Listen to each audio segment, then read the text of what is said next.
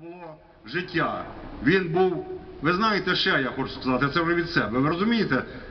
Весь час говорить російська пропаганда і так далі, що це був антидержавний воєнний переворот. Скажіть, який воєнний був чи військовий людина наш Саша Храпаченко? Це був режисер, розумієте, людина високого мистецтва, світла голова.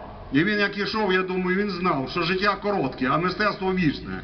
І він віддав життя, і всі його побратими віддали життя за Україну. Вони боролися за незалежність України проти диктатури і за європейський вибір України. Ви знаєте, я оце на днях узнав, що відомий французький кінорежисер, документаліст Еммануїл Граф зняв кінофільм про нашого Сашу, який називається «Саша. Крила на Майдані».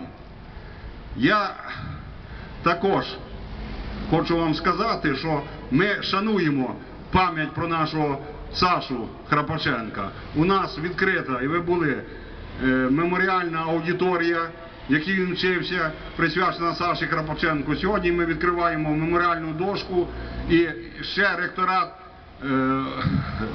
відкриває, чи як воно, започатковує, правильно, декілька стипендій імені Героя України Олександра Володимировича Храпаченка для кращих студентів спеціальності режисура художньо-педагогічного факультету.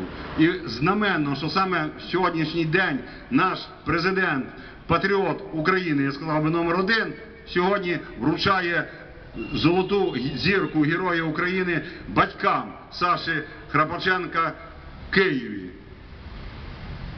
Я скажу так, ви знаєте, наш університет один із самих патріотичних університетів України. Наш університет закінчив Герой України, Герой Небесної Сотні Саша Храпаченко, наш випускник нашого університету, випускник нашої аспірантури, кандидат історичних наук, доцент Андрій Кукуруза із автоматом в руках захищав Україну під Слав'янськом, під Донецьком.